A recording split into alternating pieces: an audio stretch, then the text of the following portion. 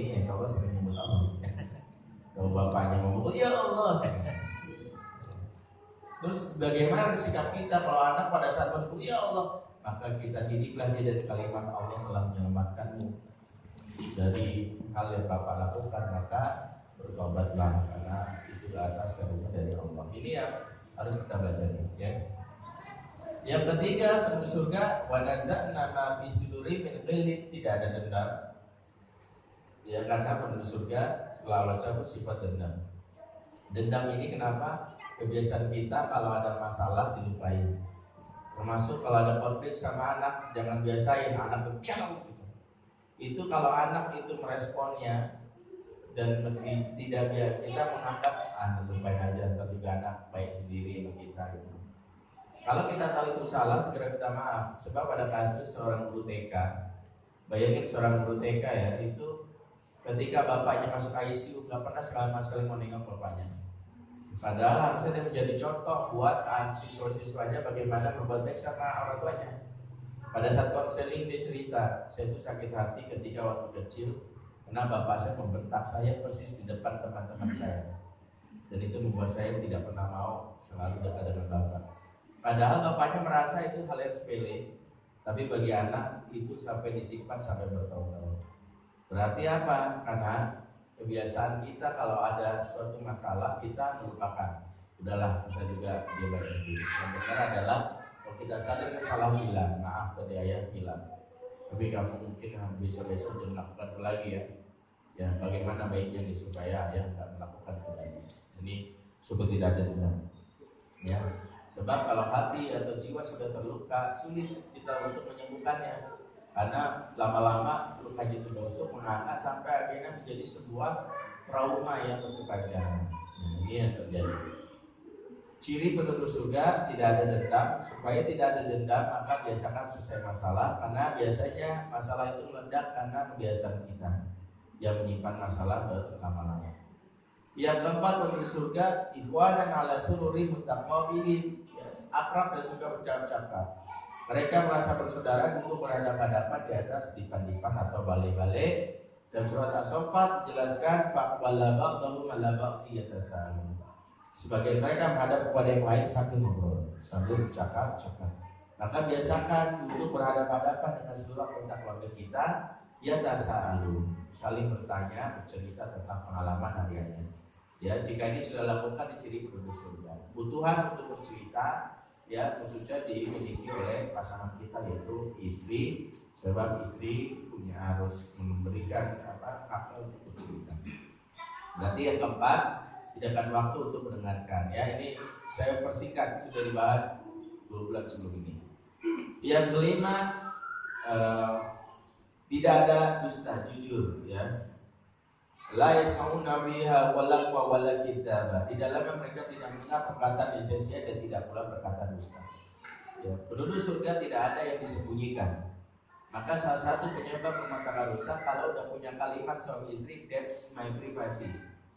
Nah, selingkuh itu bermula dari mana? Dari handphone yang diprotek dan pesan yang dihapus. Maka kalau sesama pasangan sudah mulai memprotek handphone, ya dibikin passwordnya bikin puyeng, istri udah nggak lagi. Ya, kalau mau keluar rumah ya, atau keluar kamar ya, lemarinya dikunci, khawatir diperiksa istri. Ya, atau mungkin kalau kamar digembok nih, ciri salah satu yang menyimpan sesuatu. Sebab kenapa? Suami istri itu khususnya disebut dalam Al-Quran adalah kunna libasul lakum wa antum libasul lahum. Pakaian itu justru kita menutupi, berarti kita menjadi penutup bagi aibnya, bukan justru kita ditutupi. Ya, pertanyaannya kenapa ada ketidakjujuran dalam rumah? Kenapa anak selalu tidak jujur?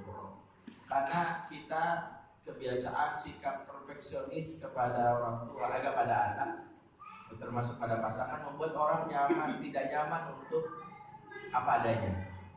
Ya, kebiasaan berbohong itu karena sikap perfeksionis. Ya, karena kita memalaikatkan anak kita. Salah sedikit, awas ya, mau ketahuan lagi. Itu membuat anak menyimpan terus. Makanya penelitian terbaru mengatakan kalau anak berulang di depan kita, ini apresiasi dulu, bisa jadi karena dia nyaman sama kita. Karena kalau anak misalnya depan baik sama kita, ternyata di luar malah lihat, ini petaka bahwa ternyata dia itu menyimpan sesuatu berbaik-baik manis depan kita, tapi di luar malah justru memperburuk nama kita. Makanya kalau anak tiba-tiba depan kita, ini bagus ya. Itu dari satu sisi dia nggak sopan, tapi sebenarnya dia nyaman bertindak apa adanya di depan kita. Ya, ini salah satunya. Karena dia merasa kalau kita berbuat salah kita diperbaiki. Sebab kalau anak-anak sekarang itu sudah terbiasa menyimpan rahasia, bisa jadi karena tidak nyaman dengan orang tuanya. Makanya suatu hari saya sempat kaget ketika anak saya pulang-pulang masuk cerita, Abi, Umi sama Cupri cakep aja. Masuk kamu siapa? Umi sama Cupri. Anak Ustaz tahu Cupri. Mikir juga saya, tapi kan bukan itu inti pertanyaannya. Itu sebenarnya ingin cerita. Kenapa nanya gitu? Nah, aku kan ngajak jalan-jalan tuh, keliling-keliling di taman kota itu kan mereka biasa nyari kincot, nyari keong, sama nyari belalang kan. Terus ditantangin teman-teman ya, lu berani ngeliat setan gak?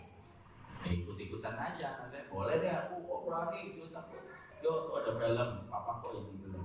Waktu itu film Arwah Buaya Karama. Kaget sih. Terus kamu ngapain? Ya aku sih pas ngeliat buka gitu, aku nggak melihat wajah. Kan aku ingat bahwa aurat itu malu untuk dilihatin dan malu untuk dilihatkan.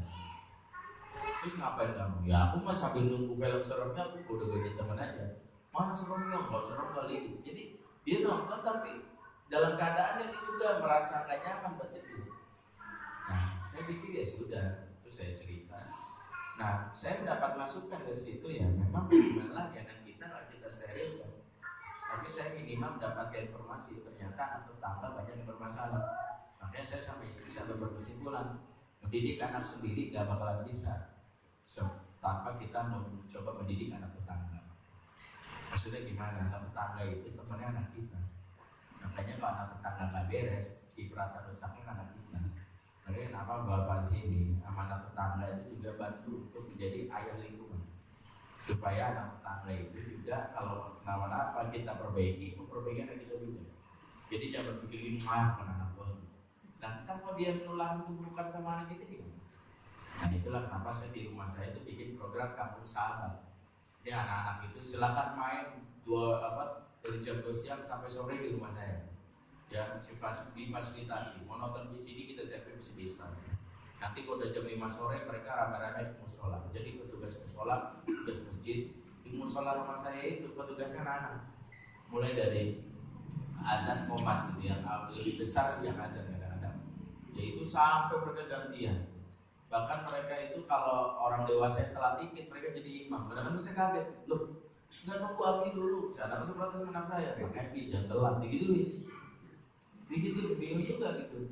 Sampai pas takbiran itu ada hasil sempat agak terenyuh juga, agak terharu. Karena anak-anak ini yang meramaikan sampai subuh mereka tuh bikin shift.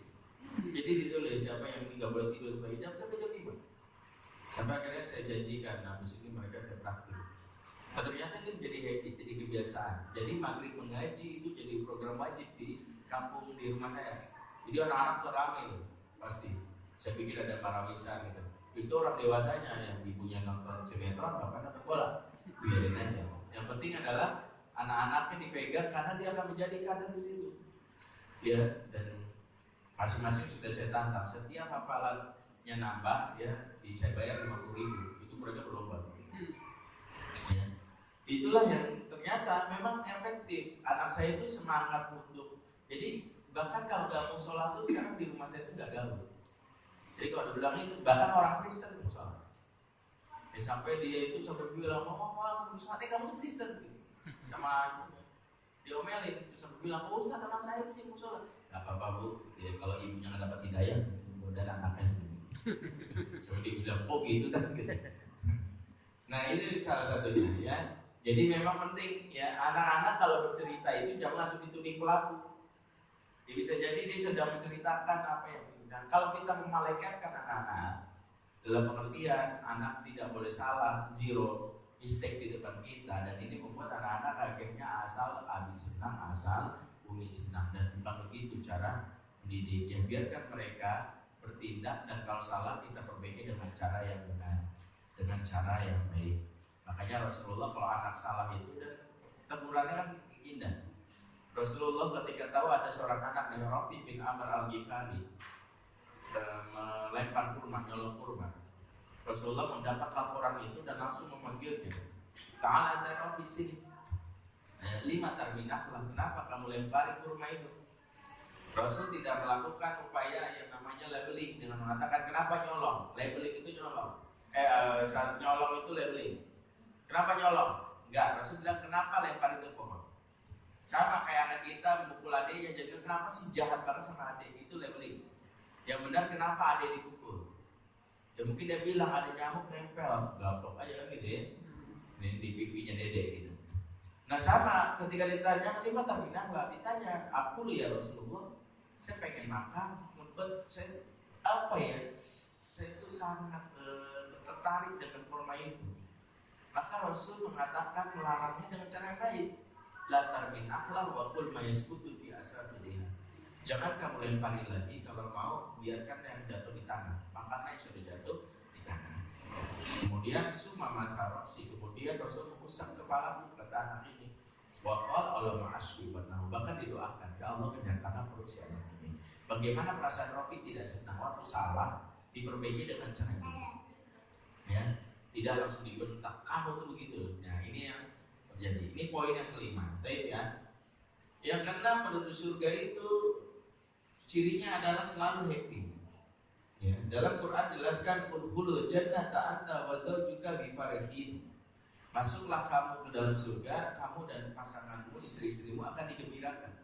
Surga identik dengan kegembiraan. Makanya wajah mereka di surga itu kelihatan. Wujuhu yawma idzin musfirah, dhahikatun mustabsyirah. Banyak muka pada hari itu berseri-seri, tertawa dan bergembira ria. Salah satu ciri penduduk surga adalah mereka happy, kelihatan dari aura wajahnya yang selalu gembira. Nah, itulah kenapa rumah tangga surga identik dengan tawa. Dalam pengertian tentu tawa yang dibenarkan, bukan tawa yang berlebihan. Makanya salah satu ciri rumah tangga bahagia yang menurut Profesor Gregory Slayton adalah yang terakumulasi tawa minimal 100 per hari. Jadi habis ini mesin counter aja udah berapa tawa gitu. Itu kenapa? Karena ini menunjukkan bahwa kita telah membuat masing-masing itu merasa puas di dalam rumah sendiri. Ketika justru nangis yang muncul, ini suasana penduduk neraka. Makanya tawa ini dibangun dengan apa? Apakah bapaknya belajar jadi stand up comedian? Tawa dibangun adalah suasana puas di mana hidup yang tidak membosankan. Makanya hadis Rasulullah diingatkan saatan-saatan, sejenak-sejenaklah. Hidup itu dinamis. Makanya hati-hati dengan pola hidup yang monoton. Ini berpeluang untuk membuat anak-anak menyimpang. Ya. Karena kejenuhan juga itu salah satu yang membuat masuk perangkap setan. Jangan sampai anak dari kecil selalu ditanamkan ya bangun tidur terus mandi tidak lupa menggosok gigi. Apa gede begitu terus? Bangun tidur mandi gosok gigi. Bisa aja habis mandi dia nenteng TV, mau ngapain lari-lari mandi boleh aja. Tapi karena polanya begitu membuat dia bete. Makanya sebagian besar yang pernah saya temui anak-anak pesantren, akhirnya kalau udah nonton TV, ya Allah pecah gedor. Ya, kalau mereka udah di rumah liar-liar banget nonton TV sampai sholat malam kebablas. Kenapa? Karena pesantren gagal untuk memberikan kebutuhan dasar dari siswa yang namanya hiburan. Ya, sebab manusia yang mereka kelola bukan robot. Makanya Rasulullah ketika ada sahabat yang tafrid, dia mengatakan, saya nggak akan nikah, saya akan selalu sholat malam, saya akan selalu puasa. Rasulullah, siapa yang ngomong gitu? Rasul itu sebaik-baik manusia, aku begini. Hidup itu saat dan saatan. Maka perhatikan, ketika anak-anak tidak difasilitasi untuk berhibur karena orang tua, pendekatannya ke anak selalu pendekatan tausiah. Belum apa sih di sini? Nah, ayat mengatakan Allah berfirman kepada Al-Quran, gitu tuh. Kapan mainnya? Nah ini membuat anak ya. Kalau ketemu bapak pasti buka-buka tausiah. Ya kan gak enak. Padahal anak butuh juga ayah main sama ayah. Bermain emang salah enggak? Memang seorang ustadz gak boleh main. Bahkan Nabi Rasulullah mencontohkan. Ketika dia mengumpulkan Bani Abbas, yang Al-Kathir, terus apalagi Al-Fadil, termasuk Abdullah, dikumpulin ya. Siapa yang bisa megang pundak saya dapat hadiah ini dan ini. Kemudian Rasul lari, ditembak langsung dia pak. Setelah itu Rasulullah memeluk 3 anak ini dikasih hadiah satu-satu. Berarti apa? Kebiasaan bermain itu contoh Rasulullah karena Rasulullah tahu kebutuhan dasar anak itu hiburan. Berarti salah satu kenapa suasana surga tidak ada dalam rumah karena hidup yang monoton, serius banget. Ada sih. Boleh aja kalanya kita bercanda sama anak main gelitikan. Ya. Pola hidup yang membosankan inilah salah satu yang membawa kerusakan. Kenapa ada perselingkuhan? Ya. Karena bukan karena si istri itu nambah gemuk, bukan. Jadi istri mah makin cantik karena mungkin dirawat, tapi karena pelayanan membosankan. Ya, karena kadang-kadang selingkuhan itu dia belum tentu lebih cakep dari istri sahnya. Tapi karena biasa-biasa aja. Kenapa? Itulah kenapa biasakan ngasih kejutan. Ya, ngasih kejutan hadiah ya kepada pasangan. Ya awal-awal nikah sih kalau kalimat I love you itu menggetarkan hati. Ya Allah so sweet gitu ya. Udah 5 tahun itu biasa tuh hambar. Makanya harus divariasiin. Dan jangan begitu terus setiap ulang tahun Milad selalu kejutannya ketebak. Pasti kirim puisi. Ya kan ke handphone. Begitu puisinya ketebak, salah kirim. Judul puisinya Pangeran Diponegoro. Ala ini puisi perang. Salah kirim kan Kompas sih, bisa Kompas. Ya habis dapat broadcast ada puisi berkirim aja ke istri gitu ya. Ada istri ngajak perang nih. Nah ini kalau pola ini tidak kita tumpas, itulah menyebab akhirnya jenuh. Coba aja saya tantang ibu-ibu, bapak-bapak, saya tawarin makan sop iga, enak, ya kan? Tapi dikasih sebulan, selama 3 hari sekali. Di bulan terakhir saya tawarin sop iga, ikan asin, pilih mana? Ikan asin, bukan karena sop iga enak, tapi karena bosan. Maka ketahuilah selingkuh itu bukan karena selingkuhan itu lebih jelek, lebih cakep daripada istri. Bisa jadi karena bosan sama istri. Ya, karena berhubungan intim aja pakai random. Nanti jam 7 kamu masuk kamar, jam 7:05 buka baju. Ya Allah, gak perlu. Dia kita lagi asik bercanda tentang bergairah dan sebagainya silahkan. Inilah dalam Islam begitu. Ya, kenapa? Terus pentingnya ngasih kejutan yang kadang-kadang biasa tapi membuat orang merasa berkesan. Nah, saya contohkan kan waktu istri saya Milad ulang tahun pernikahan kami kelima, biasanya tulis I love you udah biasa. Saya tulis I love you dan susukan uang 100 ribuan di kamar. Begitu istri saya buka pintu, ini ada di so sweet gitu ya, iya kan? Ya susunan uang 100 ribuan gimana nggak romantis gitu ya. Ya, besok lagi dia pesan gitu, kok bisa bulan depan pakai susunan logam mulia ya? Wah, mahal lagi. Intinya adalah bukan itu, bukan karena uangnya, bukan karena apa, tapi menghibur itu salah satu pekerjaan yang mulia. Ya, dalam hadisnya kenapa menghibur kerja? Enggak ada hadisnya. Ail afdalul amal ya Rasulullah, ialah idkhalus surur fi qalbi muslim. Apa amal utama? Masukkan kesenangan ke hati orang. Kalau memasukkan kesenangan ke hati orang lain saja itu baik, apalagi ke orang terdekat. Orang terdekat itu lebih hak mendapatkan kesenangan kita. Wa atidal qurba haqqahu, surat Al-Isra 23. Makanya dalam sebuah hadis dijelaskan menemani saudara kita bersafar, berpergian atau berurusan lebih berpahala dibandingkan iktikaf di Masjid Nabawi. Ya. Lebih berpahala ternyata. Kenapa? Karena menyenangkan hati. Makanya amal utama itu salah satunya menyenangkan hati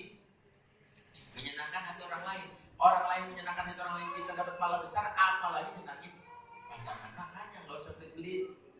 Ya, kasih banyak kejutan.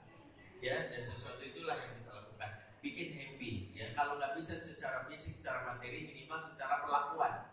Secara perlakuan tiba-tiba dia pas ada hari ibu, istri dibebas tugaskan. Kamu istirahat. Nih, ambil ATM dulu, udah kepenuhan tuh. Kamu aja bisa ngurangin kan gitu ya. Dan kamu jalan-jalan deh, HP urusan. Masya Allah. Ini gembira tawa ciri mata rasul. Ya anak-anak begitu ya main sama ya. Makanya saya temukan beberapa pesantren itu yang kasus-kasus yang muncul itu. Percaya atau tidak, suatu hari saya ngisi spiritual coaching di sebuah lembaga rehabilitasi narkoba di daerah Cinere Mas. Itu orang-orang dewasa lah ya. Saya ngisi kajian pertama kali, setiap saya isi kajian, salah satu peserta kajian selalu membantu saya melafalkan ayat, bahkan sampai menyebutkan penjelasan dan tafsir yang lain. Dahsyat juga, saya ngomong gitu, tiba-tiba Ustaz itu ada tafsir ini gitu. Ujung-ujungnya saya penasaran, maksudnya orang luar biasa. Sampai dia kena narkoba, kok bisa hafal gitu. Saya isi kajian, saya salami. Ya tadi Ustaz lulusan pesantren S2-nya dia hafal minimal 15 juz. Terus saya tanya, gimana ceritanya antum? Kok bisa jadi kena narkoba gini?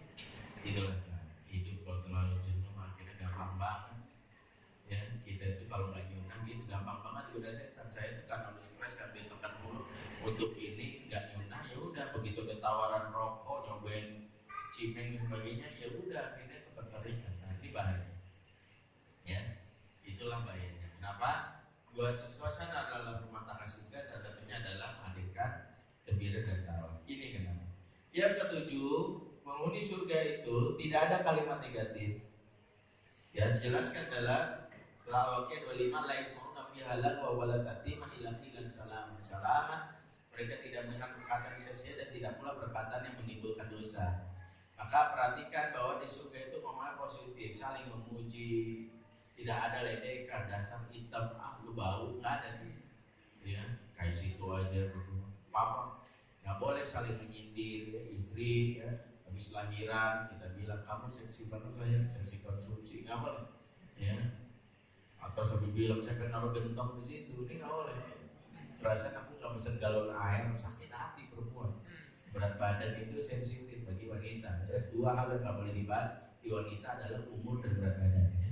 Itulah kenapa di mereka waktu daftar bank itu nggak ditanya ya umur dan berat badannya, bukan mereka nggak mengambilnya.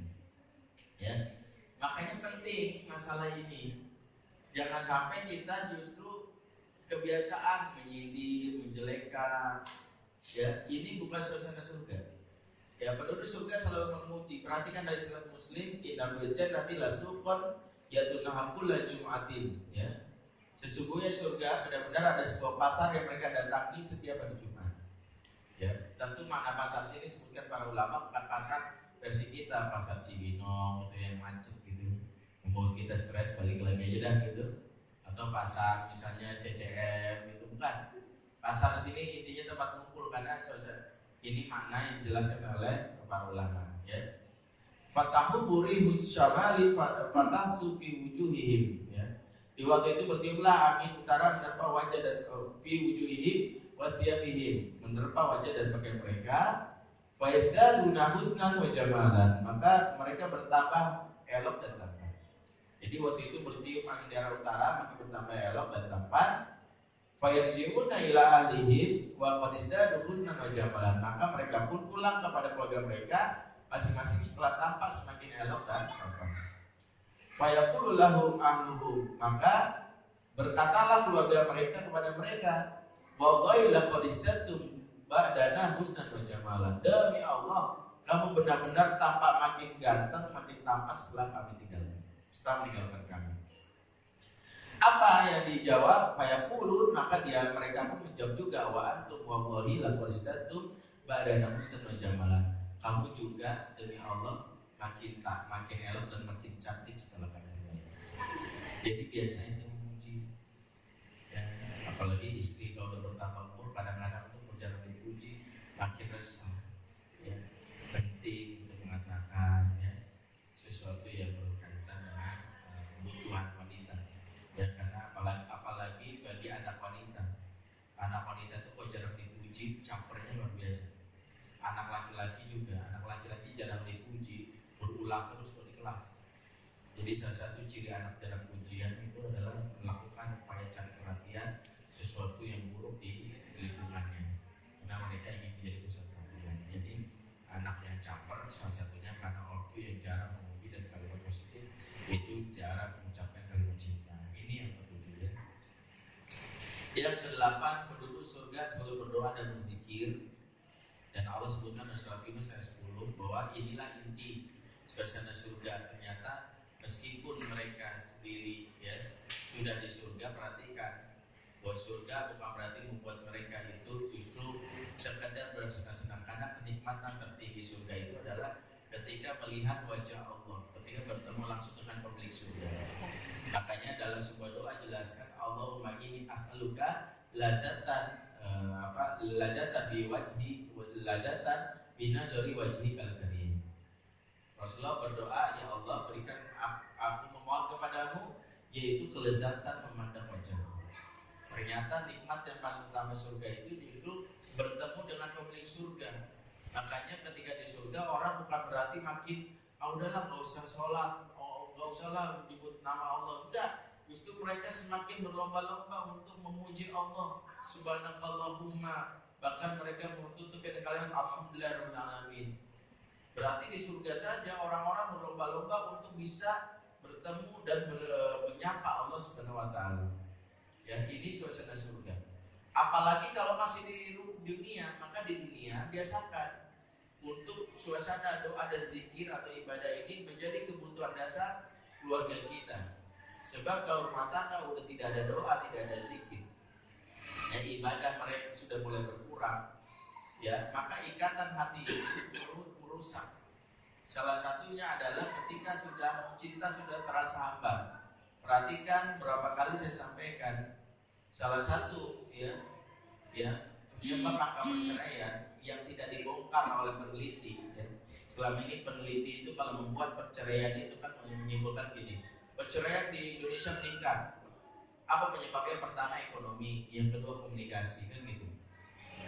Kalau saya ditanya, benar bagaimana menurut Ustaz tentang angka perceraian meningkat karena ekonomi komunikasi, saya bilang saya nggak percaya.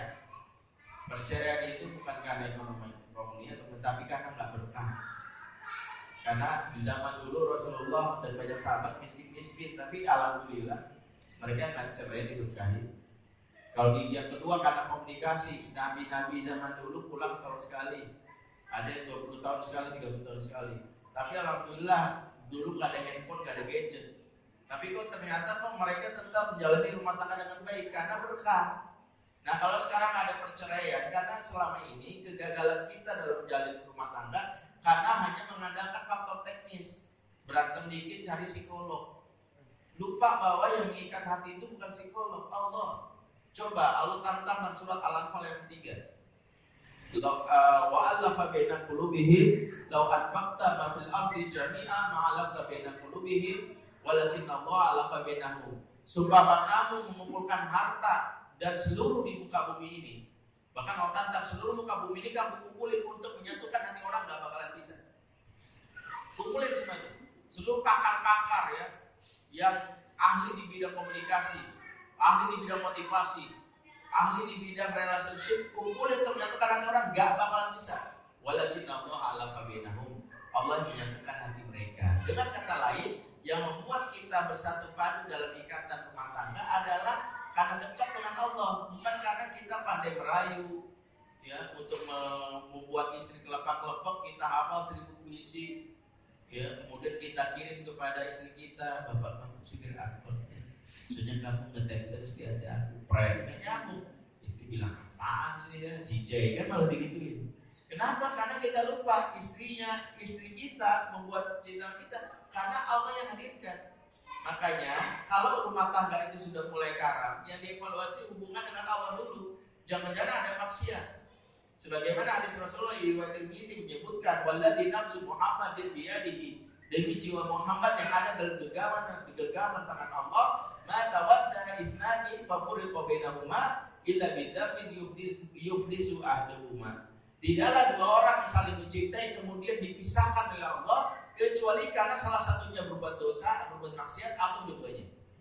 Berarti penyebab rumah tangga renggang itu, atau anak, atau dia tidak lagi dapat dinasihati, salah satunya karena apa? Karena maksiat yang dilakukan salah satu anggota keluarga, akan dilempar, itu tidak akan bersatu.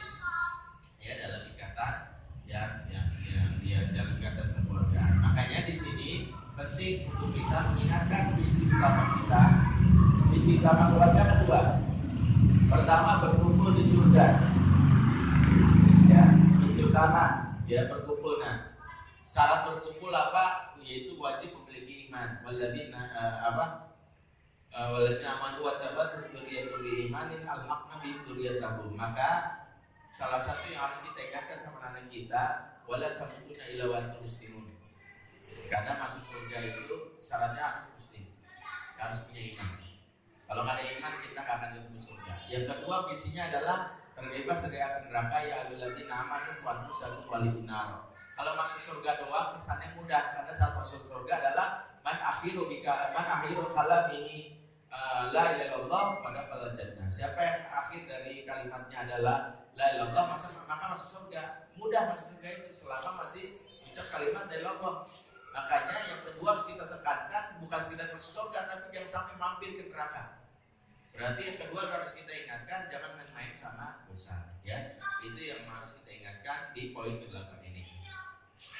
Yang ke-9, penduduk surga tidak ada teriakan. Karena teriakan itu ciri penduduk neraka sesuai dengan sifat ahli neraka, dan surat Fatir ayat 37. Ya, dijelaskan hum yastarifuna fiha. Penduduk neraka suka berteriak keras di dalamnya. Makanya hati-hati kalau di rumah tangga kebiasaan nah ini maaf penduduk neraka lagi mampir. Karena penduduk surga bicaranya lembut, qaulan layyinan. Dan sesuai dengan hadis Rasulullah, ciri penduduk surga itu ngomongnya lembut. Ya, hati-hati kebiasaan teriak ini berdampak kepada apa? Berdampak kepada kerusakan di sel-sel otak anak. Satu teriakan menghancurkan 10.000 sel otak anak. Makanya anak yang sering diteriakin cirinya dua, yaitu selalu responsif, marah sedikit jebrel, bersih dikit mukul. Nah ini karena dulu waktu kecilnya teriakin. Kenapa anak-anak suka tawuran? Karena waktu begini marah karena dulu dibentak suka diteriakin. Ya, itulah kenapa anak itu mendapatkan suara yang lembut, khususnya bayi di bawah umur 5 tahun. Ya, yang kedua anak suka diteriakin adalah memori jangka pendeknya rusak. Salah satunya short term memorinya, naruh benda di sini, keluar sebentar, ditanyain, nak tadi mana tadi? Dompet papa, lupa. Nah ini. Dan jadi perhatikan, biasakan qaulan layyinan, bicara yang lembut. Bahkan Rasulullah kalau marah pun sama anak tidak pernah teriak. Ya cukup menunjukkan, ya. Makanya marah itu dalam Islam ada 3 tingkatan. Yang pertama namanya qurhun, yang kedua namanya suhtun, yang ketiga namanya badbun. Sampai laknatun itu yang keempat. Dalam Islam marah itu cukup sampai suhtun. Ya. Kenapa? Qurhun dibolehkan, suhtun dibolehkan. Yang nggak boleh itu badbun. Maka ada ayatnya jelas la tabdhab wala tajannah. Kenapa? Inilah salah satu ajaran Islam. Ya, qurhun itu apa? Qurhun itu marah, ya. Cuma menunjukkan ketidaksukaannya. Aku nggak suka. Datar, tapi menunjukkan nggak suka. Kalau suhtun itu udah mulai ngedumel, nggak suka. Nah, ngedumel. Nah, kalau badbun udah mulai nah itu udah mulai naik. Ya nggak boleh, itu adalah badbun. Apalagi laknat sampai keluar caci maki cuma boleh. Nah, ya, ini perhatikan buat ibu dan bapak. Dan teriakan ini bukan sekadar teriakan marah, teriakan ngagetin anak dalam rangka lucu-lucuan juga zolim. Anak tunda. Nah, ini zolim. Lucu tapi merusak otaknya. Nggak boleh. Ya, apalagi guru TK. Semangat! Boleh. Di depan siswanya. Ya, kalau mau teriak di depan siswa, pastikan minimal jaraknya 100 meter. Ya. Di Amerika itu ada seorang guru yang dipenjara setahun gara-gara berteriak di depan siswanya untuk memberi semangat. Ya, kenapa? Karena merusak sel otak. Ya, makanya nggak boleh teriak-teriak dalam rangka motivasi anak. Ya, karena itu justru merusak bagian otaknya. Ya, karena teriak-teriak itu bukan ciri yang benar. Dan ciri penduduk surga bicara lembut, dan ciri penduduk neraka bicaranya suka teriak-teriak. Anak kalau baca Quran, jangan dibiasain. Makanya Allah mengajarkan salah satu zikir itu adalah tadarru wa khufya. Ya, yaitu adalah tunduk dan karena di dalam teriak cintanya kering. Orang suka teriak-teriak cintanya kering.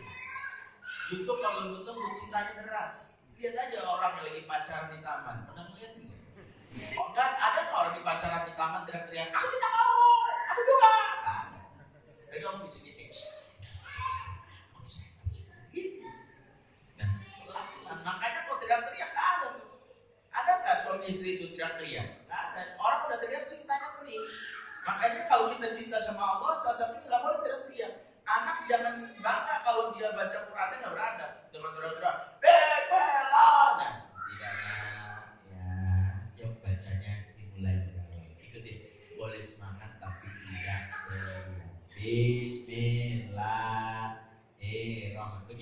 Ini ajaran dalam Islam ya. Yang ke-10 cukup sampai 10 dulu ya. Lain waktu kita lanjut sampai poin 11 sampai 15. Yang ke-10 adalah ciri penduduk surga adalah selalu bersyukur, tak suka keluh kesah. Wa qala alhamdulillah adaba 'anil hazan. Dan inilah salah satu yang harus kita perbaiki di dalam rumah tangga ketika sudah mulai banyak, khususnya kalau umur sudah sudah bertambah, apalagi kalau umur 40 tahun. Makanya orang kalau umur 40 tahun doanya udah pada tahu kan, bapak nih udah 40 tahunan. Apalagi kalau 40 tahun dengar ya, surat Al-Aqaf 15. Rabbi auzini an ashkura ni'mataka allati an'amta 'alayya wa 'ala walidayya wal a'mala sholihan tardahu waslini fi dzurriyyati. Nah ini orang udah umur 40 tahun baca doa ini karena awal doanya dimulai dari kalimat ya Rob, ya kan itu ya, berikanlah aku kekuatan untuk mensyukuri nikmatmu. Karena kalau udah umur 40 biasanya sudah mulai tuh udah kena gula ya. Biasanya udah sering cek gula ya ke dapur ya, bukan ya, cek gula kemana tuh sudah mulai tuh aduh susah nih. Ingat, kadang kita diingatkan bahwa nikmat Allah yang 40 tahun sebelumnya itu lupa hanya karena kena penyakit gula sehari. Belajar dari Nabi Ayub alaihissalam yang ketika dia pernah penyakit kusta sampai semuanya rusak, sampai diingatkan kaumnya, tidakkah kau minta kepada Tuhan wahai Ayub? Apa kata Ayub? Aku malu pada Tuhanku yang memberikan nikmat selama 20 tahun, terus aku baru dikasih ujian penyakit sebulan sudah protes. Nah ini kekuatan orang itu kalau selama ini lupa nikmat itu udah banyak, giliran sekali ujian itu begitu. Nah nanti umur 40 tahun nanti seperti itu. Pernikahan itu kalau udah umur sweet 17 ya 20 30 udah mulai tuh kamu tuh gitu banget sih ya, mulai tuh keluh kesah. Sudah mulai jarang kalimat yang menunjukkan syukur. Nah ini diajari, makanya kalau udah umur 40 tahunan itu biasanya doanya tuh udah mulai dihafal tuh. Ya, udah hafal apa ya? Di surat Al-Ahqaf ayat 15 ya, ibu-ibu ya 40 tahun baca doa itu latihan. Nah, itu yang harus dibiasakan. Ya. Salah satunya juga menghilangkan keluh kesah itu di dalam rumah supaya jangan banyak keluh kesah, yaitu dengan tradisi sholat. Ya. Sebab Rasul Allah mengingatkan apa? Inna khuliqal insana halu'a. Sesungguhnya manusia itu diciptakan untuk berkeluh kesah. Berarti memang tabiat manusia keluh kesah. Tabiat manusia kecuali ilal musolli. Makanya yang suka keluh kesah itu karena jarang sholat.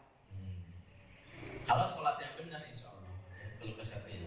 Makanya kalau pengen keluarga itu, ini kurang pak, nih rumahnya kurang luas. Aku pengen punya rumah yang antar kamar naik ojek bisa. Nah kalau udah kayak gini, ya itu karena nggak bersyukur. Ya.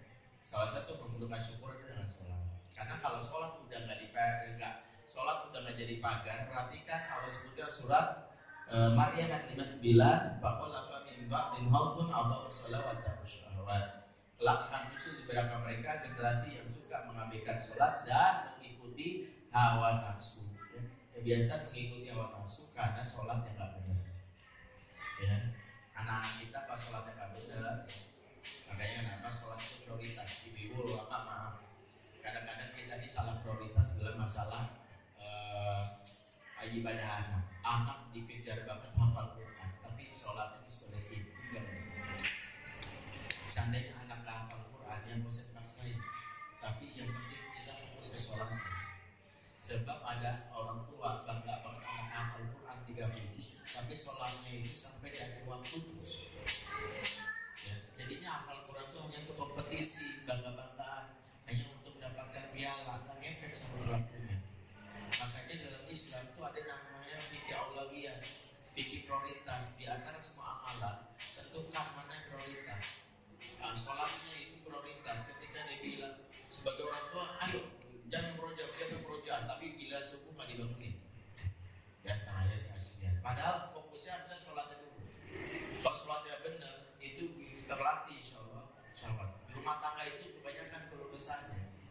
Salah satunya banyak sekali kritik kepada pasangan dan sebagainya karena salah satunya kebiasaan sholat yang tidak benar. Ya, salah satunya seperti itu. Ya. Tapi 10 poin ini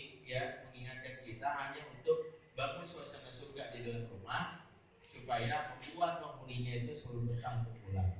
Sebab ketika rumah tak lagi dirindukan karena tak ada surga, itulah petaka pertama kemasukan. Anak-anak yang nongkrong di luar adalah anak-anak yang tak mendapatkan surga dan rumahnya, dan itulah yang membuat akhirnya keluarlah kalimat ya, yaitu surga yang tak dirindukan. Nah ini bahayanya kalau surga tak lagi dirindukan. Sejatinya surga selalu dirindukan oleh kaum muslimin. Baik, mudah-mudahan bermanfaat. Ada yang mau bertanya, silakan. Assalamualaikum warahmatullahi wabarakatuh. Jadi kita menyebutkan bahwa standar itu bisa juga memberikan hiburan sesuanya yang menjadi yang saya tanyakan tadi pada anak yang mempunyai kesulitan beradaptasi dengan lingkungan barunya, termasuk pada ini dari orang-orang yang anak apa yang harus ayah lakukan atau apa yang harus orang tua lakukan untuk membantu ketika anak Ya. Anak yang sulit beradaptasi dengan lingkungan baru, pendekatan pertama pendampingan personal dari ayahnya. Ayah itu membantu percepatan anak untuk siap beradaptasi dengan lingkungan baru. Caranya gimana? Ayah itu sering membawanya safari. Anak yang minderan kenapa itu terapinya safari. Safar bersama ayah. Di situ akan muncul sejatinya dia melihat dunia luar didampingi oleh ayahnya. Ya, kedekatan dengan ayah mempengaruhi. Ya, kalau kita tanya, ya, dasarkan penelitian bukan penelitian, dasarkan kajian saya, anak sulit beradaptasi itu faktornya dua. Faktor pertama adalah karena waktu hamil ibunya stres. Ibu yang hamil dan karena stres dan depresi melahirkan anak yang kualitas emosinya berkurang. Jadi kalau ibu dapetin anak ibu baperan, gampang sulit adaptasi, itu penyebab pertama karena waktu hamilnya ibu itu sering nangis, sering banget nonton sinetron India dan sebagainya, kan gitu ya. Atau ibunya mungkin sering konflik sama tetangga atau ipar atau sama suami sendiri. Nah makanya kalau lagi hamil lawan emosi negatifnya, karena ada anak yang akan meniru emosi ibu di dasar. Nah itu membuat dia sulit beradaptasi. Ya, suami tugasnya membuat istri happy. Berapa kali saya ingatkan, hak ibu hamil adalah akuli wasrobi wakori aina. Maka makan minumlah kamu dan bersenang-senang.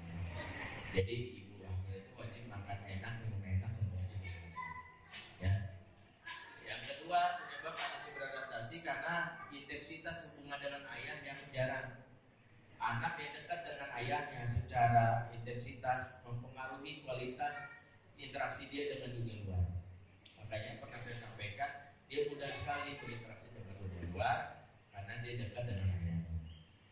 Ya, berarti salah satunya kalau dia mau masuk pesantren, maka salah satunya ayah boleh mendampingi, tapi tidak boleh merecoki tugas dari sekolah.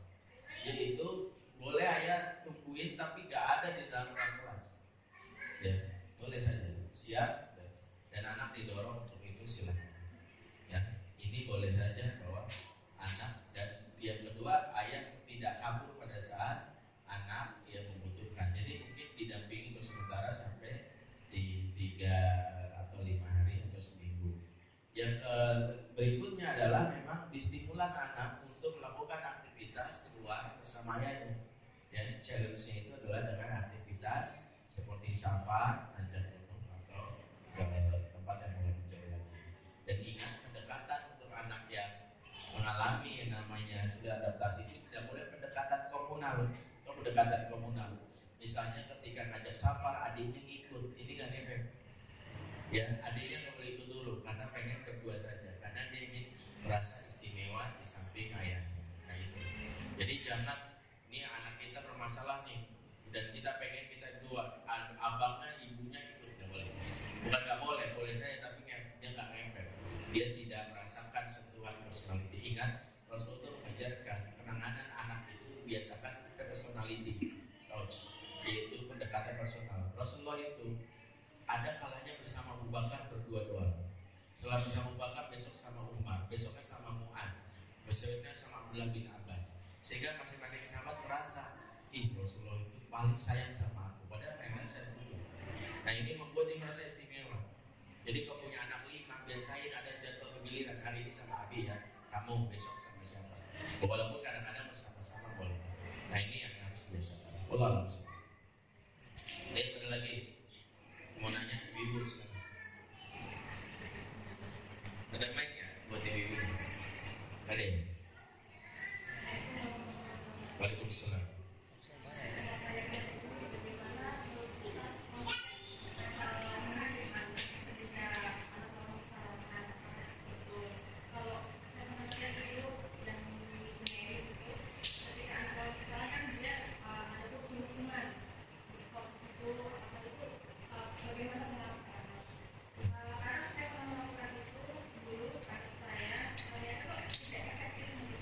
Dia gimana? Hukumannya apa? Waktu itu dia langsung saya sendirikan. Oke. Waktu itu ternyata dia makin berontak, makin keras dan menganggap saya ini ibunya geser. Akhirnya saya tidak menghukum lagi, namun lebih efektif ketika saya nasihati dia bisa menghormati kebijakan itu dan saya peluk dia. Yang pertama, yang kedua, ketika efek yang dulu ini, gitu kan, seperti Ustaz bilang, teriakan-teriakan seperti itu kan memiliki sebabnya. Kira-kira dari mana itu apabila artinya si anak itu dulu pernah kita marah atau teriak-teriaknya bagaimana mengembalikannya? Baik, jazakallahu khairan. Ya, pertama pembahasan hukuman ini yang panjang dan mungkin harus butuh satu pertemuan untuk saya membahas ini. Begini, ada sebuah kitab membahas di manhaj tarbiyah Nabi al-Tifli. Salah satu yang dibahas adalah at-ta'dib laisa takkid. At-ta'dib laisa takkid itu maknanya adalah kita itu mendidik bukan menghukum. Nah, ketika kita memberi konsekuensi sama anak, perhatikan jangan intinya adalah membuat anak sakit, tapi buat anak belajar dari kesalahan. Ada beberapa cara untuk membuat anak mengetahui bahwa itu salah. Yang pertama adalah hukuman itu akan efektif kalau anak dikondisikan dengan rules, yaitu aturan. Sebagaimana Allah Subhanahu wa taala memberikan hikop kepada memberikan aturan kepada Nabiullah Adam. Apa kata Allah? Fala taqrabahani sajarah.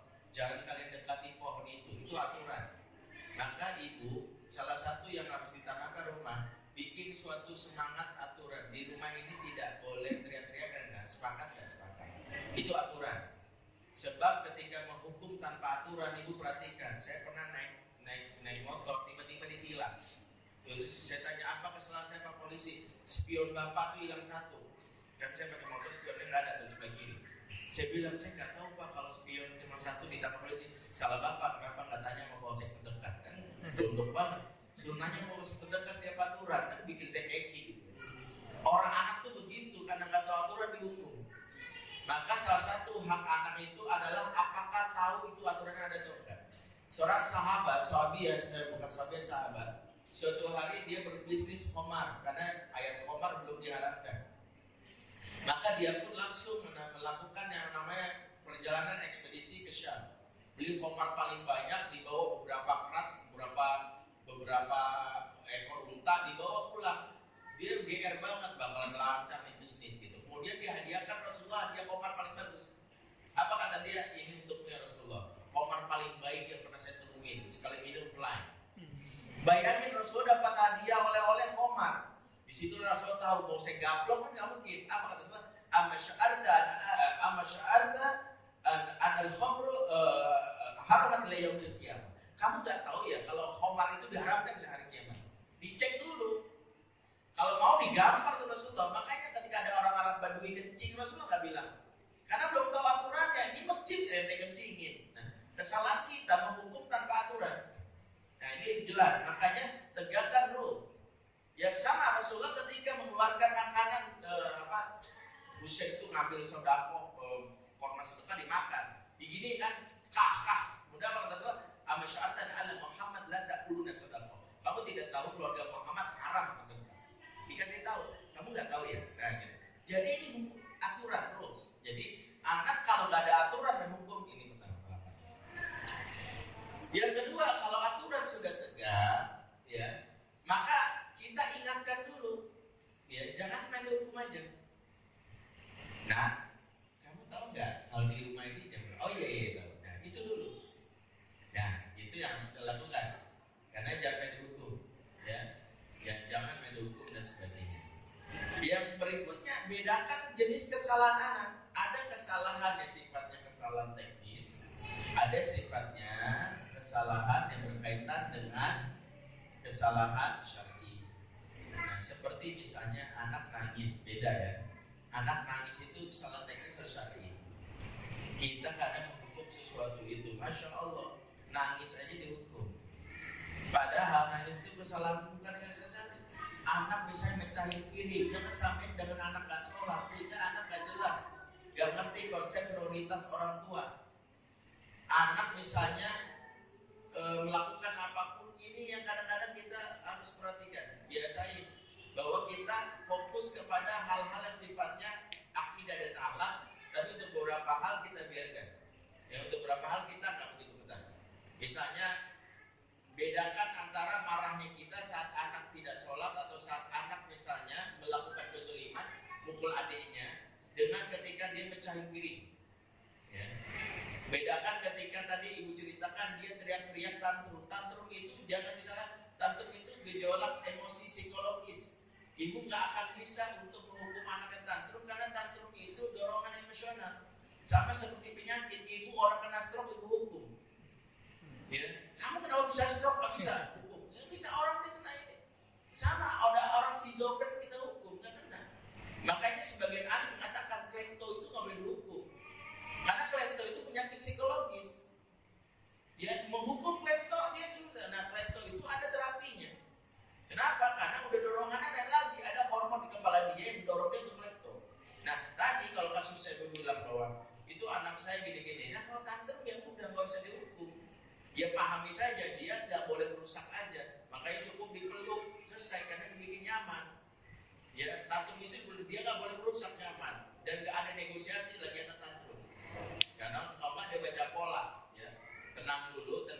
Kita tidak ada negosiasi, tuangkan dulu emosimu. Ya nangis aja dulu.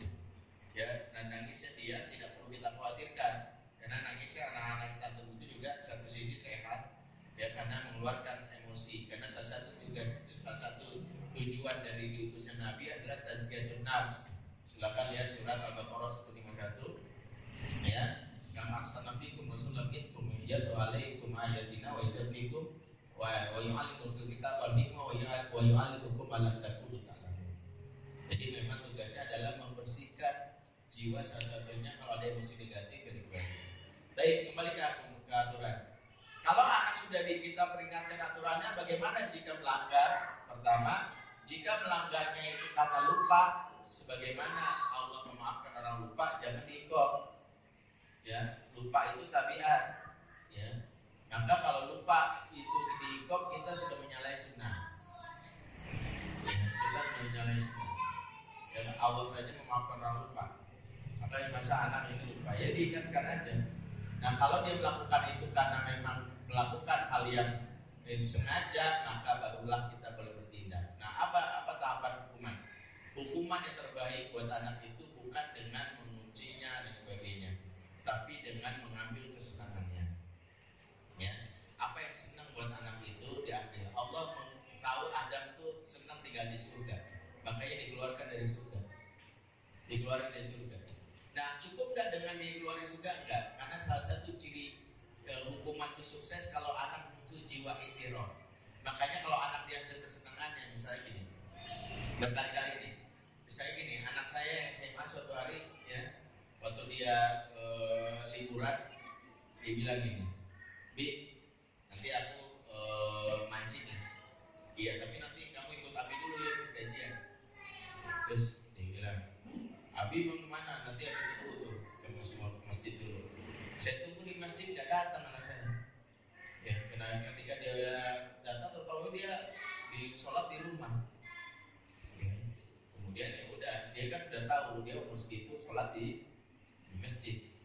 Kemudian pas dia mau mancing, aku mancingnya ntar aja dah. Mancing hari ini batal. Aku mau ini nanti aja dia main. Oh gitu sih Bi ya. Menurut kamu kenapa? Nah, ciri kedua adalah kalau anak melakukan kesalahan nggak boleh dikasih tahu karena kamu begini. Biarkan dia memiliki nama iktiraf. Apa itu iktiraf?